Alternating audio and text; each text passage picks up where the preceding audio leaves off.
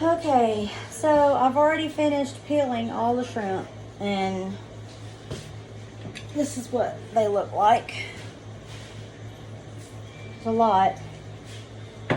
So I'm gonna go ahead and remove our herbal potatoes from the oven, and our, no, I'm not drinking, but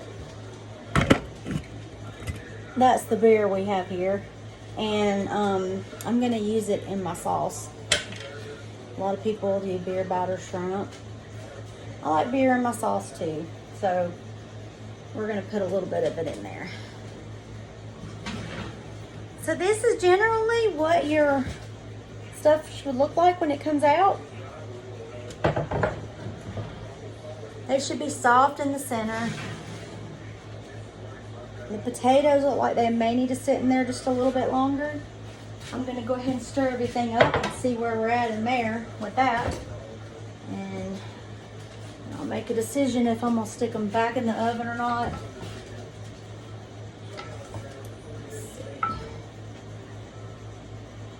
Okay, well, there's not really a whole lot of give in these potatoes.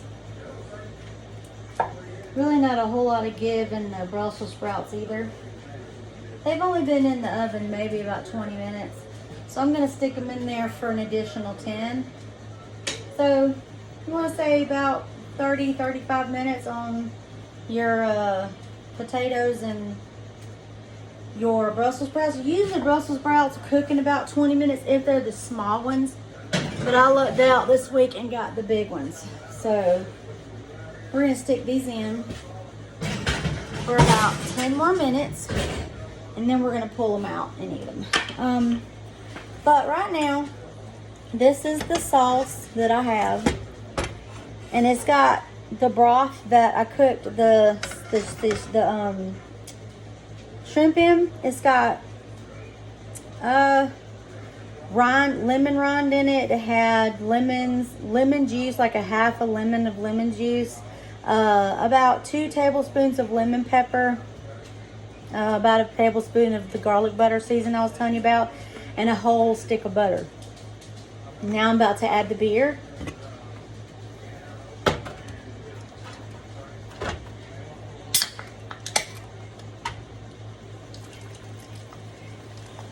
So probably about 1/3 of a cup is all I'm gonna add of this.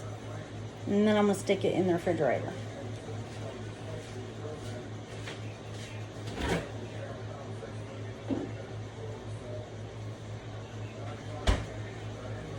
Some people like Coors, some people do Budweiser, I do Michelob Ultra. And when I'm cooking, and you know, every now and then I may have a beer. But so I've already added all that. So I'm gonna go ahead and do about 10 pinches of salt. And then add a little bit more of my authentic garlic butter. About 5 pinches. So that's that. And then this is what I could get. Usually everybody that watches my channel knows that this is what I call flavor layering. Okay, what you do is you put the same flavors back in your pan that were in the big pot that you boiled your shrimp in. And let's see here. I've put everything else in there. We're gonna add a little bit more butter.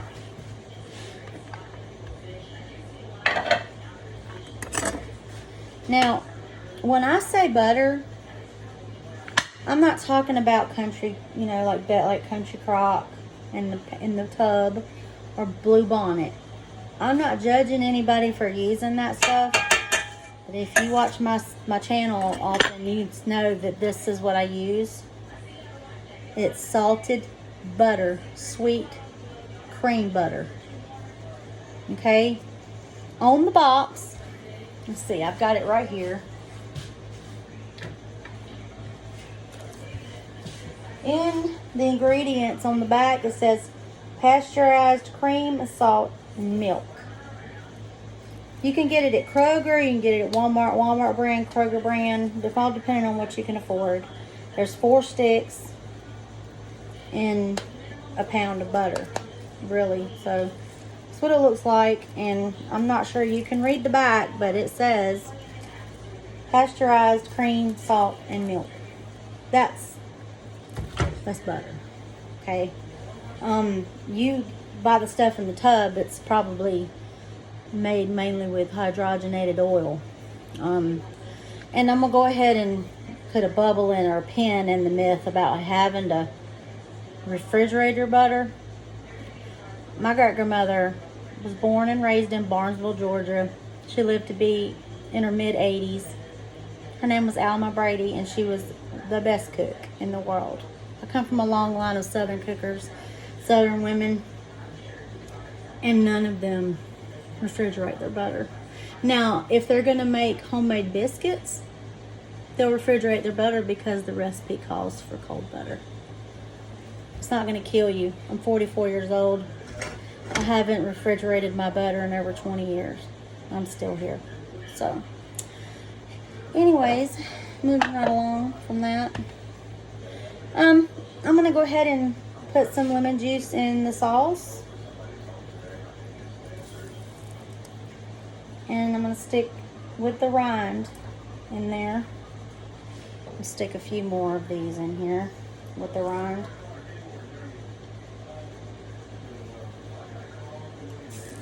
And try to catch some of these seeds falling out. Sift it with my fingers. That's going to go in there too.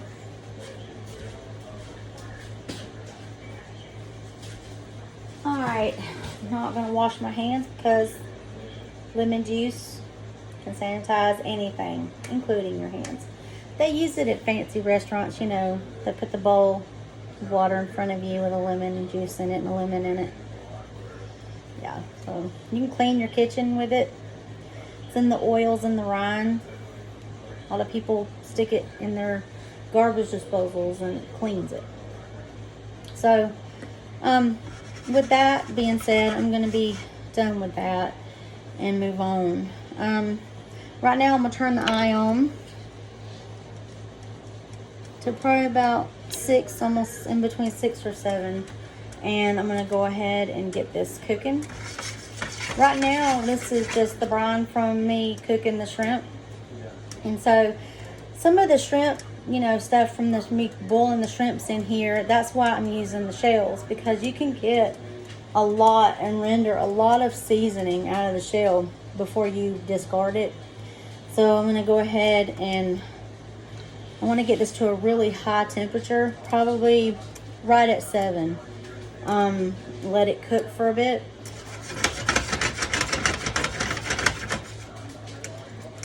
And while that's going on, I'm going to bring my shrimp over here.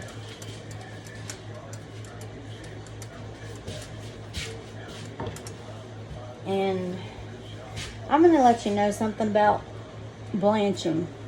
A lot of people don't know what that means. If you've ever cooked peach cobbler, you know what that means. A lot of people like to blanch their peaches. They'll cook them, you know, in boiling water or whatever until, you know, the water gets right about, you know, scorching or it's boiling. And then they'll have like a bowl of cold water with ice in it, like sitting to the side. And they'll take the peaches out and put it in the cold water. And the cold water stops the cooking process in its tracks, just like that. And it separates the flesh of the peach from the skin. It's called blanching. They've been doing it for years. You can do it with your seafood too. A lot of times it's hard to peel shrimp. If you cook them too long, they get too small and they become too rubbery, and you're chewing and chewing and chewing. But peeling can be a task if the flesh is not separated from the shell. And the same thing can happen when you grill or when you steam or boil lobster or crab legs. If you don't blanch them, which is taking them out of the heat and putting them straight into cold, letting the skin separate from the shell, it's kind of hard to peel or crack open. And then, I don't know about you, but when I eat a crab leg, I like for the flesh just to slide right out of it. No problem. I don't want to work too hard at having to eat. So I'm looking down at this and seeing that my butter is melting a little bit. And I'm just going to let this stuff marry together for just a few minutes. Letting it get real hot, letting the oils render out of the rinds on the lemons. Letting the juice fall, you know, push out. But I'm only going to use, you know, just the juice, the you know, liquid. I'm going to discard everything else. The lemons, the shells. I'm just kind of letting all this stuff just marry. I got a good gumbo recipe too. One day I'm going to cook that on here and y'all can have that. I've got a little thing I've been working on called shish kebablis. I know it kind of sounds weird, but it's something I've been working on in my recipe book for a while, and just like my chutneys, you know, I've always wanted to try it. Finally learned how to cook chutneys, and now I cook those all the time. Let's see, everything's starting to come to a boil. That's exactly what I want. I want everything to render out of everything that I've got in here. And then I'm just going to discard the shells and the lemon. But right now, I just want everything to just marry together. And you'll be able to tell that stuff's going on inside the shells because they'll turn really pink. Although there is no shrimp inside of the shell, there's still that in there. Ooh, it's hot, but there's still that. And there's flavor in that, in the legs, and you know, all in the flesh that's left behind in there once you peel it. So just letting all that work its way out, and all of it just kind of sit there. I'm just moving it around ever so slightly, putting my 5 pinches in of salt. And I've already got the garlic butter and the authentic garlic butter and all that in there, and it's been sitting. So, usually I put dill in there, but I don't have any dill tonight with me here at the house. I worked today, so I didn't feel like going to the store. Went to the store and got this, but I forgot. I was going to make asparagus and all that for you guys tonight, but I forgot to get it. So we're just doing herbal potatoes, and I already had the Brussels sprouts in the refrigerator, so I went ahead and cut them up and got them seasoned up good for you. And got them in the oven baking. Sometime I'll saute them in a pan, but I didn't feel like doing that tonight. I'm kind of tired. Been up since, you know, 7 this morning. Took, you know, got some things going on and went to work. Had a rough day yesterday, kind of long. So, alright, that's done. So I'm going to remove it. Turn this off. Alright, here in a minute, I'm going to put it in a bowl, and I'm going to start mixing up some stuff in there to make a creamy sauce.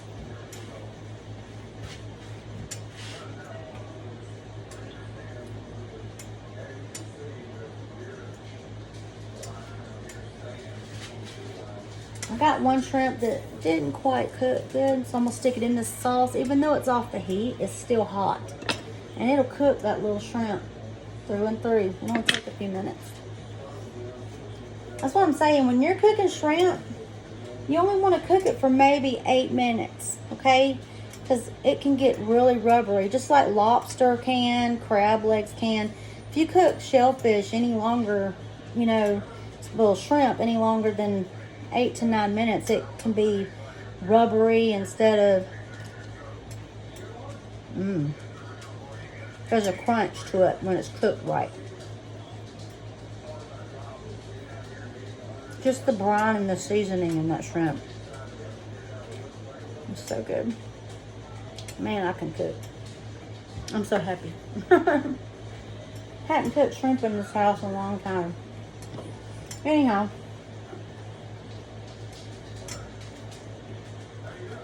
I showed you that shrimp earlier. I just flipped it in there. Slowly, it's cooking.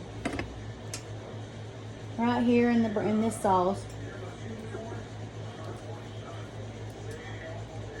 Got a little bit longer on that side. And go around a little bit, but I don't want to cook it much too longer. Like I said, it'll get rubbery. Look at that. Just a few seconds in there, tossed around, and it's done. All right, so this is what it looks like, my sauce. I'm gonna go ahead and start discarding the shells out of there, and I'm gonna make my sauce.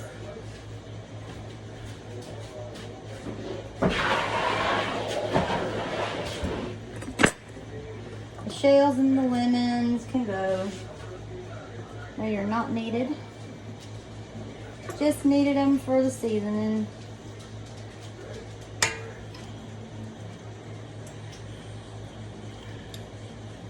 I know sometimes it's an extra measure, but when you cook like this, the reward is so worth it because it's just mouth-watering and you can't believe that it's so good.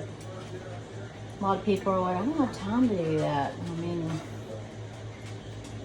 I have a job. You know, I have an 8-year-old I take care of. I still find the time. My back is killing me as I've been working today.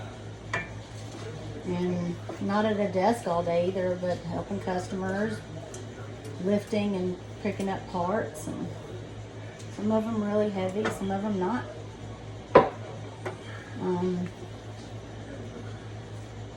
Been up early. I'm still in here doing it. You don't know why? Because I know my family enjoys it. I enjoy it. But when I take that first initial bite, and then especially when I dip the shrimp in the sauce that I'm making, it's just awesome. The flavors and how good everything's gonna be. It's just gonna be worth it. So this is going to be tedious at times, but you know, I only cook this every now and then, not all the time, because you know shrimp is expensive, just like steak. But I go to Freshway in Byron and get my meat, and a lot of times I can get 3 New York strips in there for $24, or 4 New York strips in there for $5 or $28. And feed my whole family, and sometimes have some left over. Alright, so I've got everything out of there. I'm going to bring it back over here from this hot eye. And make sure that I got everything out, all the tails and all the shells. Push my trash can back over there. And then I'm going to add just a little bit more butter.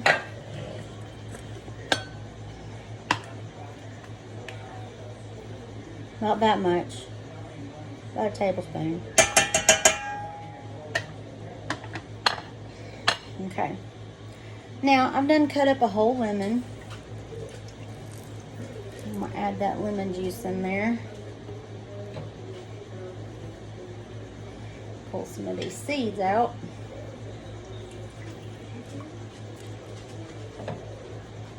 You can do this in a pot. I'm using my saucier pan. A lot of people don't know what that is, but it's a pan that's used to cook sauces in. So, I know sometimes I use this jargon, but I've been studying gourmet for 20-something years. So it's kind of in my vocabulary. Some people even like it when I come to their house and cook for them. My friend Kim and her husband Mike, we went to their house and cooked for them. Well, I did. And pan-seared them some ribeyes, and I think it was ribeyes or New York strips. I'm not sure. I don't remember. But it was so good. I mean, pan-seared it. It took me over an hour. And, you know, they made them some sauteed green beans. they never had, I don't know if they'd had green beans like that before, but her husband doesn't really like green beans, but he was eating them. He liked them. Well, you know, a lot of people don't like sauteed mushrooms, but they'll eat mine. Just because I cook gourmet, there's a difference between regular cooking and gourmet. Gourmet is all fresh. There's a lot of time that goes into it. It takes time and a lot of love, basically. I'm gonna stick my finger in there. Very good. Okay.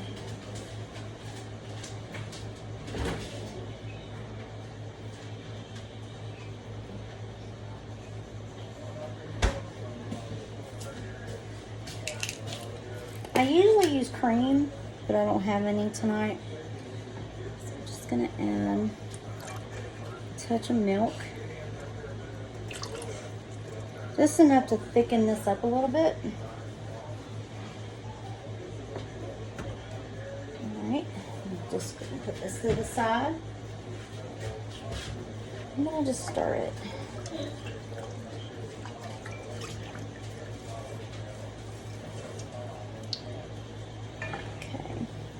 Now, what I'm going to do is I'm going to go ahead and plate this up because I'm finished. But first, before I do anything else, I'm going to take this off the eye because it's ready. Everything's in there that needs to be in there. It's ready. And I'm going to let it sit for just a few minutes and let it kind of cool down a little bit. And I'm going to plate this up and I'll post a picture of it. But anyhow, this is Shannon with Shannon's Kitchen. I had so much fun doing a video for you today. I'm sorry it's been since Mother's Day, and I will try not to let it be so long before I post again. But maybe next time I'll do the shish kebabless recipe I'm trying to do now, formulating and been writing in my book. And you know, I always cook it for my family first before I try it for you guys. So probably going to do that in the next few weeks, and then I'll post it here on YouTube at Shannon's Kitchen. Hope you guys have a fabulous Wednesday night and good weekend. Bon appetit.